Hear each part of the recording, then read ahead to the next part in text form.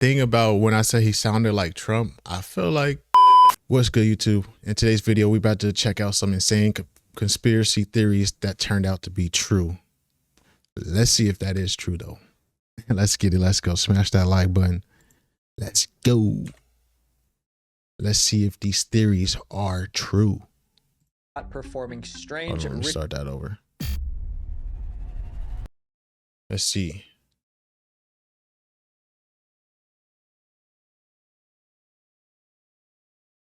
Okay, yeah, viewers should do their own research. We're not liable.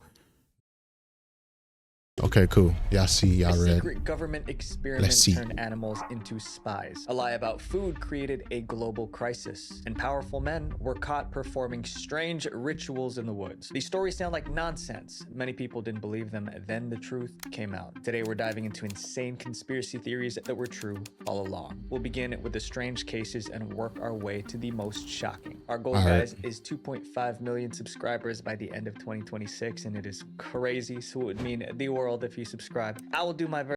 If that's his goal, my goal by the end of 2026 is to be at 1,000. If not 1,800 subscribers, but 1,000 subscribers. Very best to put out the best videos I can for you. I'm Visual Venture and you are awesome.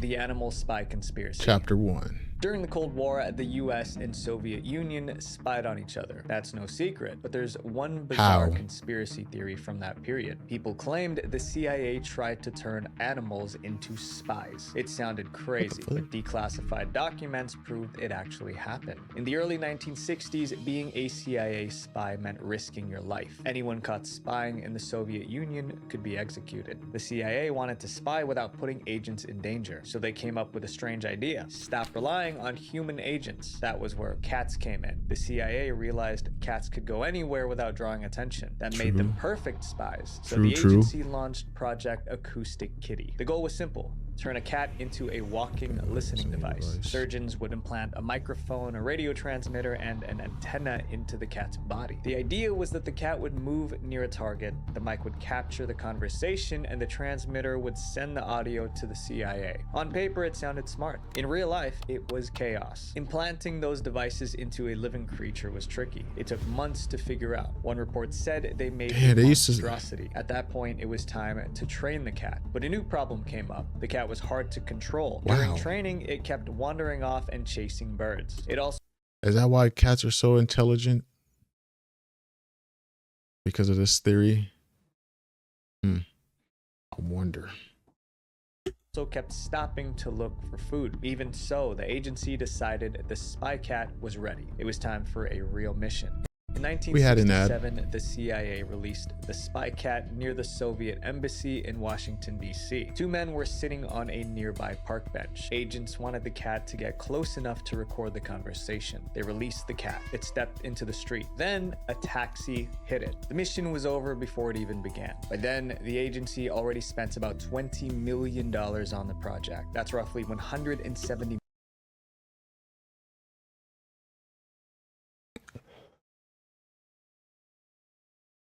million today, but they decided to quietly shut it down. One memo said the project was not practical. However, the agency didn't give up on the idea of animals.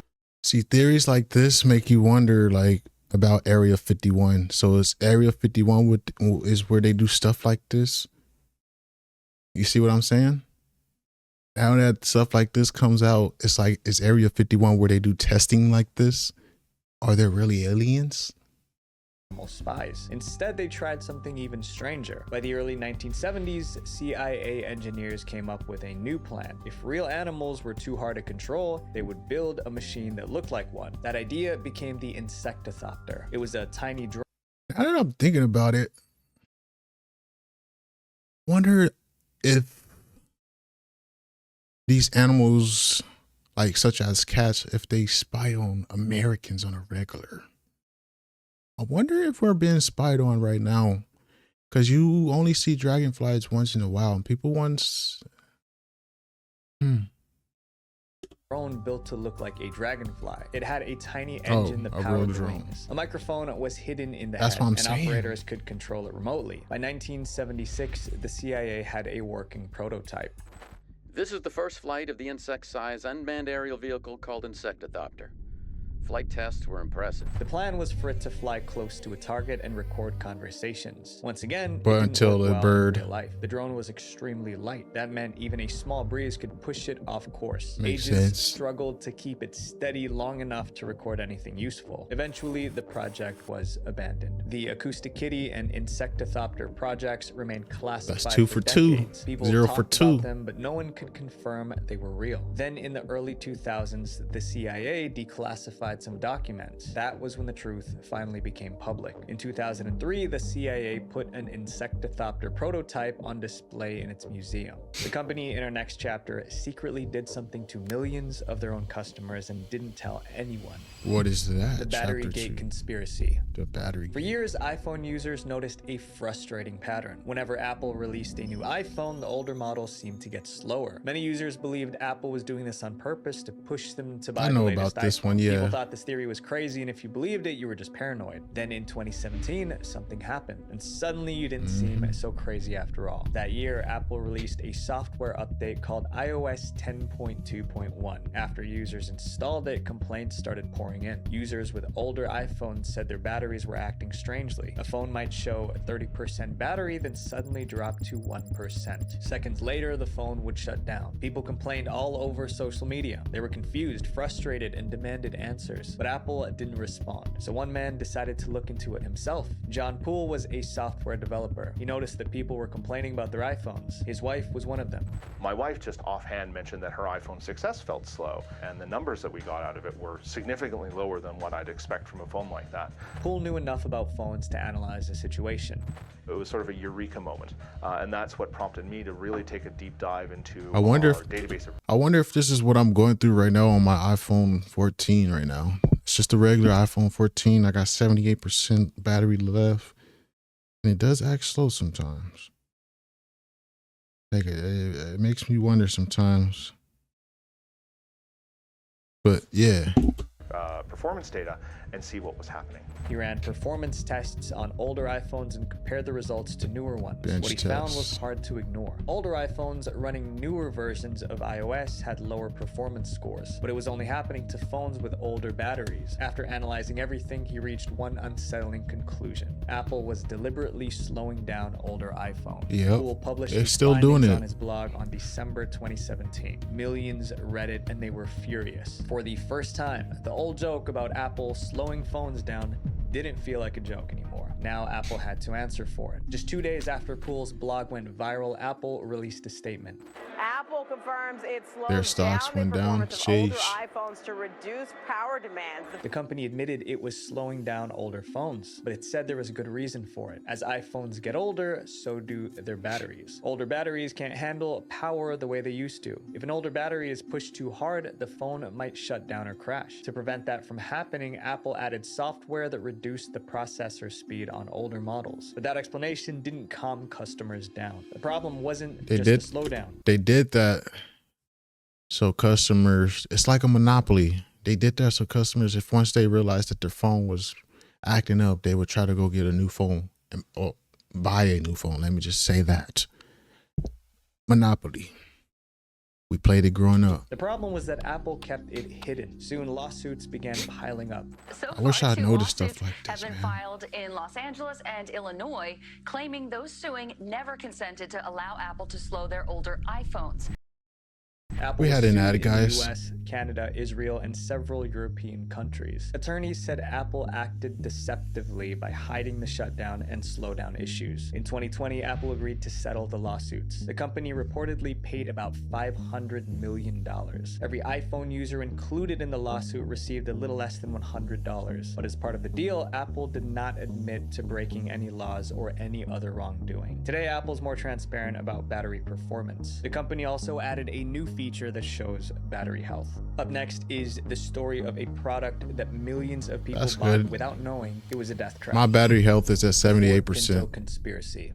The Ford Pinto is remembered as one of the most dangerous cars ever. How? Even a small crash could make it burst into flames. Many people ended up in the emergency room. The conspiracy theory was that Ford themselves knew the cars were going to explode, but they hid that information and sold it anyway. That was a serious accusation, but the truth was even worse. Never heard In something like 1960s, this. The Ford Motor If Company this is was in true, trouble. if this is true, I feel like it's just one of those theories where they were trying to execute a certain amount of people to release the economy struggle. The car companies were selling smaller, cheaper vehicles, and Ford needed something that could compete. So the CEO told engineers to build a car that was cheap, small, and fuel efficient. Those targets were difficult, but not impossible. The real problem was time. Designing a new car normally took 43 months. Ford engineers were given only 25. That deadline forced them to rush the design process. The result was the Ford Pinto. Eventually, it was time for crash testing, which is standard for any new car. Engineers wanted to see what would happen if the Pinto crashed. When the Pinto was hit from behind, the gas tank ruptured. Fuel spilled, sparks flew, and then boom, the Pinto burst into flames. Ford crash tested the car over 40 times. The same problem occurred. When the Pinto was rear-ended, the car caught fire. The Yeah, problem came from obviously. the car's design. Engineers placed the gas tank right behind the rear bumper. Despite the obvious danger, Ford moved ahead with production. Thousands of Pintos were built and sold. It That's was an crazy. instant hit. When I bought my Pinto, I figured it was a good value, but I didn't know how good until my dad started borrowing it. So I ended up buying my own. Then I bought one, and I And bought one. And I bought one. Millions of Typical Americans bought ad. one. They had no idea they were getting into a death trap. Not long after the Pinto hit the road, the Monopoly disasters ad. began. Drivers reported the same terrifying pattern. Another car would hit them from behind. Then the Pinto would burst into flames. It happened again and again. Too often to be a coincidence. Some victims began to ask, did Ford already know this could happen? Oh, yeah. Ford said there was no problem. The Pinto met all safety standards. Even so, some victims filed lawsuits. Those cases went to trial in the mid-1970s, and the Pinto case became a national story. As the trial got more attention, one reporter decided to dig deeper. He got access to Ford's internal company records. What he found was alarming. The document showed that Ford engineers already knew the car could explode, but that wasn't the worst part. Once the accidents began, Ford had another chance to act. The company thought about recalling every Pinto and fixing the issue, but executives felt it would be too expensive. Recalling and fixing every Pinto would cost $137 million. They estimated that settling victims' lawsuits would cost about $50 million. So the company decided it was cheaper to let people get hurt. In September 1977, the reporter went public with his findings. His article was titled Pinto Madness. TV networks, newspapers picked up the story. Now the conspiracy theory no longer 160 burn death, 180 burn injuries, 2,100 burned. Unit cost 200,000 per death, 57,000 per injury, 700 per vehicle. Oh, that's the benefits versus cost.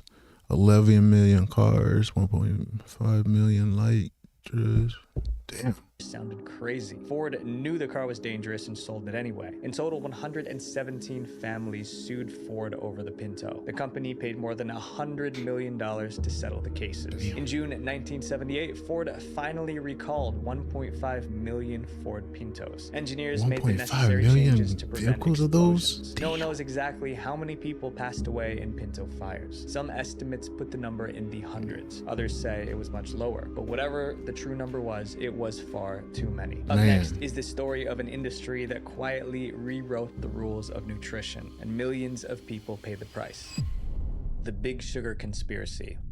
For years, doctors said eating fatty foods caused heart disease, but some scientists believed the wrong food was getting blamed. To them, sugar was the real danger. As they dug deeper, they uncovered a dark conspiracy to bury the truth. It involved bribes, intimidation, and even fake research. In the late 1950s, thousands of Americans were passing away from heart attacks. Doctors and researchers were trying to figure out why. In 1965, a nutritionist suggested that too much sugar might be the reason. We started to wonder late in the 1950s whether sugar might be a culprit in the increase in heart disease. The sugar Yes, sugar is. Yes, yeah, it is. It's just a sweeter salt. industry was alarmed by that theory. Americans were consuming more sugar than ever before. It was in soft drinks, it makes everything candy, sweet. and desserts. If the public blamed sugar Sugary. for heart disease, the industry could lose billions. To protect their business, they needed to shift the blame, and they knew exactly how to do it. There was a group called the Sugar Research Foundation. It was dedicated to the scientific study of sugar's role It's in always food. somebody On the for surface, something. The group looked neutral and trustworthy, but behind the scenes, it was run by people who made money selling sugar. They wanted people to keep eating sugar even if it was harming their health. So in July 1965, the Sugar Research Foundation contacted a researcher at Harvard University. They asked him to write a study on the cause of heart disease, but there was a catch. The paper needed to downplay the dangers of sugar and shift the blame to fatty foods. The foundation paid the researcher tens of thousands of dollars. Back then, scientists So, like, didn't restaurants? have to reveal who funded their work, so the public never knew about the deal. In 1967, the Harvard researcher published his paper. It said that cutting fat out of your diet was the best way to avoid heart disease. And because the study came from Harvard, people trusted it. Almost no one knew that the sugar industry paid for this study. Sugar executives were thrilled. One of them even wrote to the researcher, "Let me assure you, this is quite what we have." It's crazy how people like find things like this just for like video content. Like people really be digging. Like they go to libraries, look up on the internet. And now in today's world, shoot, we got AI to do it for us. That's the crazy thing. Had in mind. Over time, the idea that fatty foods alone caused heart disease became widely accepted. A few years later, the US government released dietary guidelines. It told Americans to cut back on saturated fat, especially red meat. Many people followed that advice without cutting sugar. Many Americans switched to low-fat products. Food companies advertised low-fat yogurt, snacks, and dessert. Who would do it right? Hard to believe. See, that's why everybody is Many of fat these now. low-fat foods had extra sugar for flavor, so people ended up consuming even more sugar than before. Over time, the health problems That makes worsened. That sense. confused a lot of doctors. Some scientists questioned the old research on fat and sugar, but there was still no proof that the study was manipulated. It took nearly 50 years for the truth to come out. In 2009, a researcher was studying the history of nutrition science. Her name was Kristen Kearns. While going through Harvard records, she found letters between Harvard researchers and the Sugar Telling you, Research how do they Foundation. find stuff? The first Don't get me folder wrong, I forget they do keep files like this in like back rooms and stuff. that I pulled out opened up to a memo, the blue letterhead of the Sugar Association, and it had the word confidential. Those letters proved that the sugar industry funded the research and probably influenced the results. In September 2016, Kearns published what she found. It shocked the world. New this morning, Bay Area researchers are accusing the sugar industry of some unsavory behavior. Believe me, I've been reading this for the past couple of days, like, oh my God. What did you think? We shaped our notion of healthy diets for decades on this. Don't ever eat fat, sugar, no problem. By then, the researchers who wrote the paper were no longer alive, but the Sugar Research Foundation still existed. It now went by a new name, the Sugar Association. When people confronted Copy. Drive safe. the group, it denied doing anything wrong. It admitted it funded the research, but insisted it didn't influence the results. Even so, it was too late to undo the damage. For decades, people ate foods packed with sugar, and many paid the price with their health. That was a lie that lasted 50 years, all because the sugar industry wanted to protect their profits. This next chapter is about a secret military operation so unbelievable, the government denied it ever happened. The weather control conspiracy. Have you ever heard anyone say that the government can control weather? It sounds like You know what's crazy? I feel like the jets where I stayed, like, I don't know. I feel like jets that be flying up in the air, that be getting their hours, also be like changing the weather because they have the power to do that. a thing only paranoid people would believe, but that idea didn't come from nowhere. Woke people that are like more focused and that is not in tune with like the city news, especially when you're on the outskirts of a city, like in the country and the country basically. In the 1960s, the United States was fighting in Vietnam, but the war wasn't going well. One major problem was the Vietnamese army's supply network. Their soldiers had secret roads running through the jungle. They used these routes to move food, weapons, and troops. As long as supply routes stayed open, it was much harder for the US to win. The US wanted to shut them down, but there were too many hidden roads to find and block. Then the military noticed something. Whenever heavy rain fell, the roads turned into mud. Trucks got stuck and people struggled struggled to move through it. That made moving supplies much harder for Vietnamese forces. That gave the US an idea. If they could make it rain all the time, the enemy would have a much harder time moving supplies. And I think who does that? China or something? Like or science Japan? fiction, but the government had a reason to believe it was possible. Years earlier, No, chemist Dubai. named Vincent Schaefer ran some weather experiments. Schaefer flew over New York and dropped 3 pounds of dry ice into a cloud. Within minutes, the cloud began producing snow. He called it cloud seeding, and it proved that humans might be able to influence the weather. During the Vietnam War, the military decided to try it. It was called Operation Popeye. The goal of Operation Popeye was to... So that's what dry ice is for, guys? Let me find out. That's what they're doing up there. So if they're doing this, then why isn't Arizona getting any rain? Like, we need some clouds, bro. We need some water. If this theory is true, why we don't have this water going on in Arizona? We need some water. Extend the monsoon season and create an inordinate amount of rainfall by seeding clouds. Air Force planes were loaded with canisters of silver iodide. The planes flew into storm clouds and released them. The silver iodide triggered more rainfall. The extra rain turned roads into... You know what's crazy? I just said something about jets. And look at that. Some paths even flooded. Moving supplies became much harder for Vietnamese forces. The mission was a success. For 5 years, the US military kept doing it. They flew over 2,600 missions from a period of 1966 to 1972. And they kept the operation top secret. But secrets like that don't stay hidden forever. In March 1971, a reporter of the Washington Post exposed the operation. He revealed how the military was using the weather as a weapon of war. The public was shocked. Lawmakers were angry that they can't knock somebody that figured out something. Was called before Congress to explain himself, but he denied everything. Hey, whoever would want, look, see, I hate when people like knock on people about stuff like that. It's like, hey, someone found out something and they went on with this. Like, you can't get mad because somebody outsmarted you.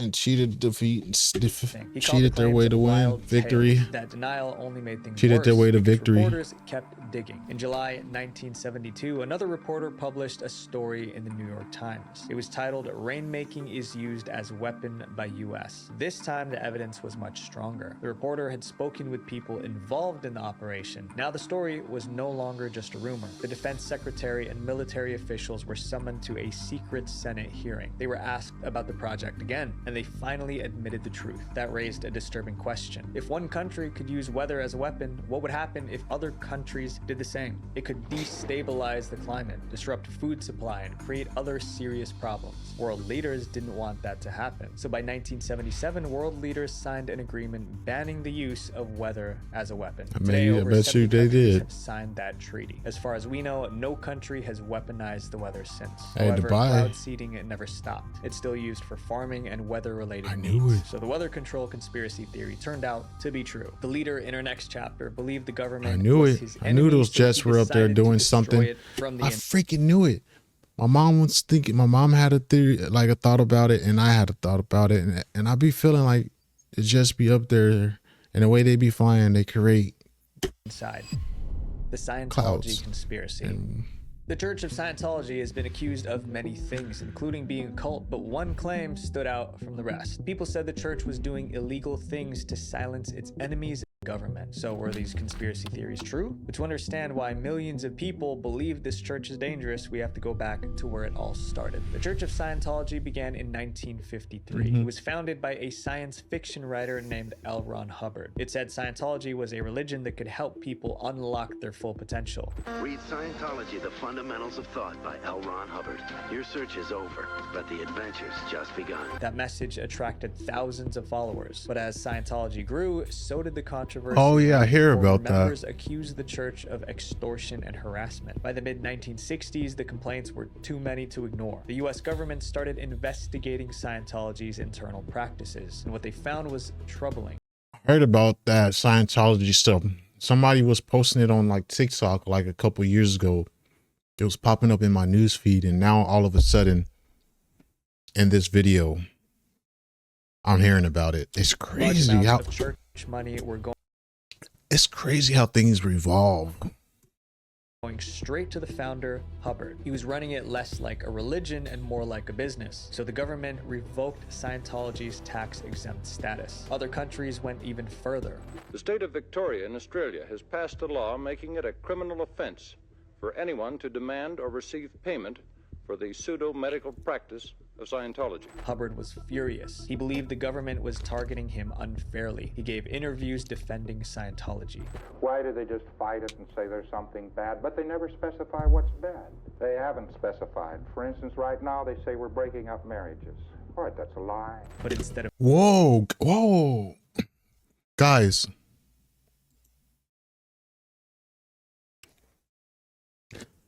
Before I press play, listen to the way his tone is and the way he released the air out of his mouth, and tell me who that sounds like.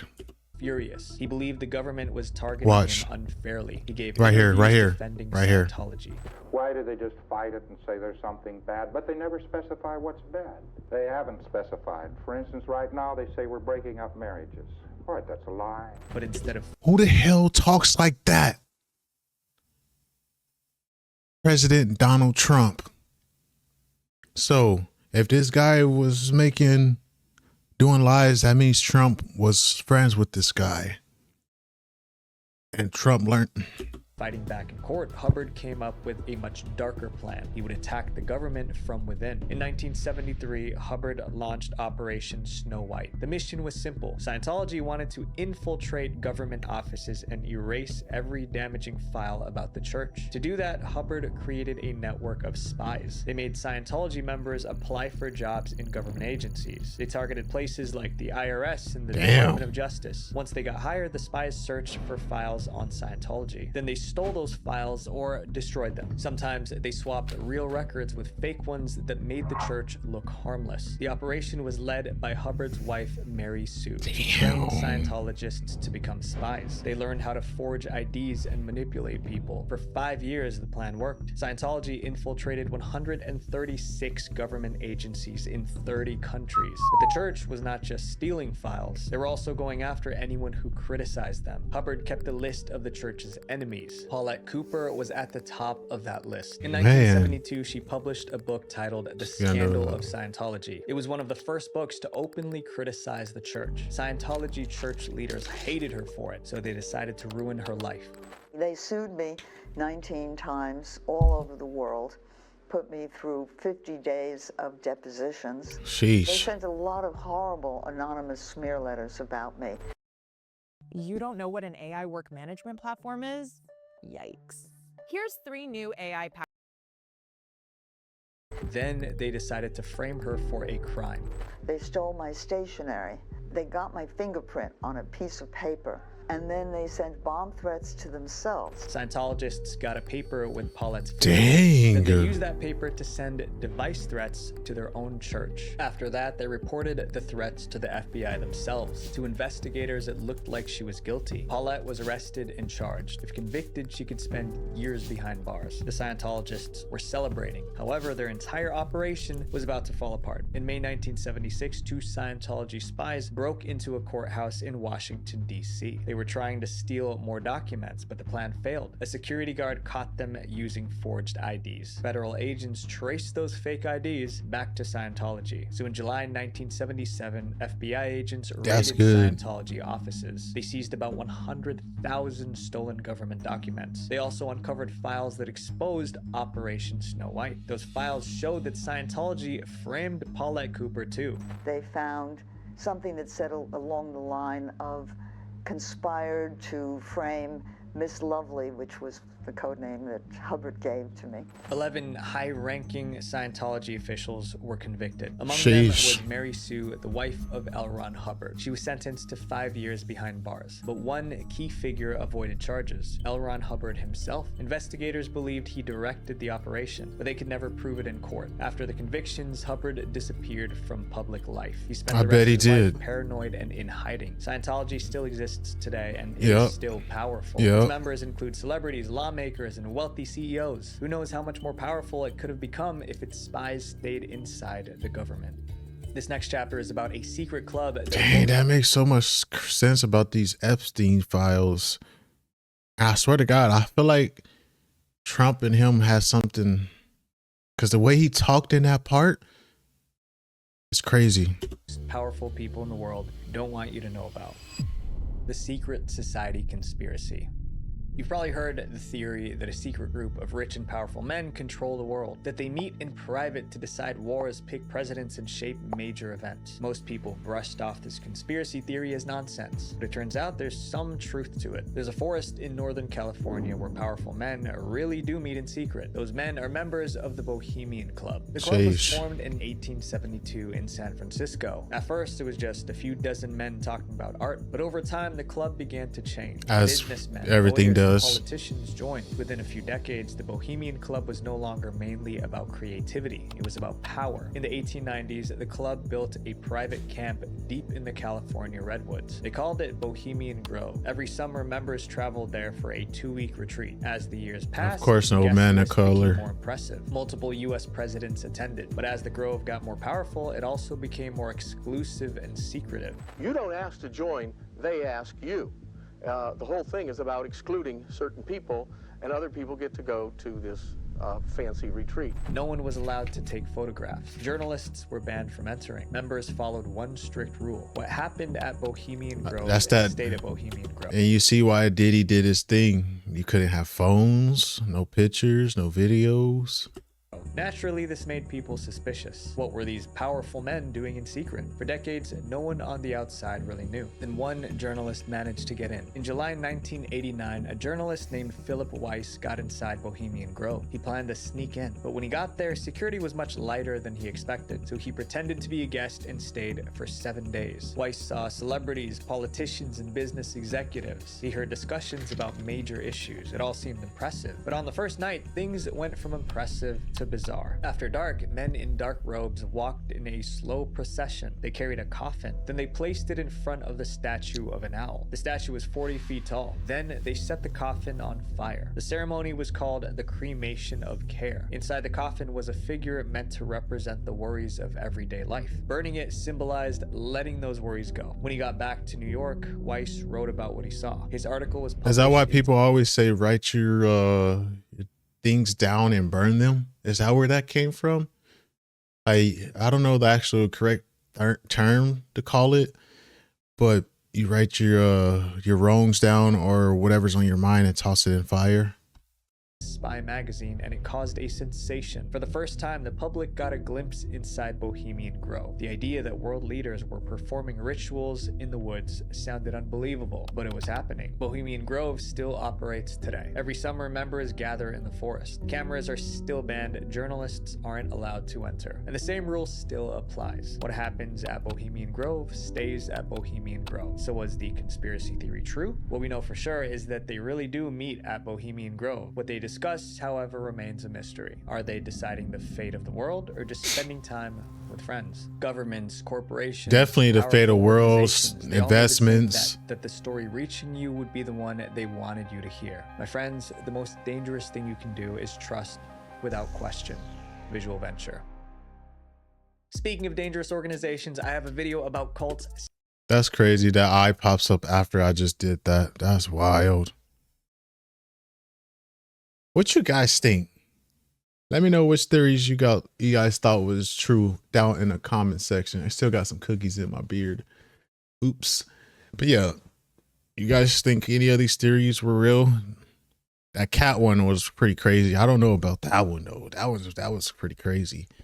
The thing about when I say he sounded like Trump, I feel like it makes a lot of sense why Trump is doing the way I think it makes sense why Trump won a lot of votes, because the way he talked, so calm and settled, just the way that dude did, they sounded just the same. And it's crazy. It's crazy. See you on the next one. Smash that like button. Comment down below what you would like me comment down below what you would like me to react to, and then subscribe. Peace out.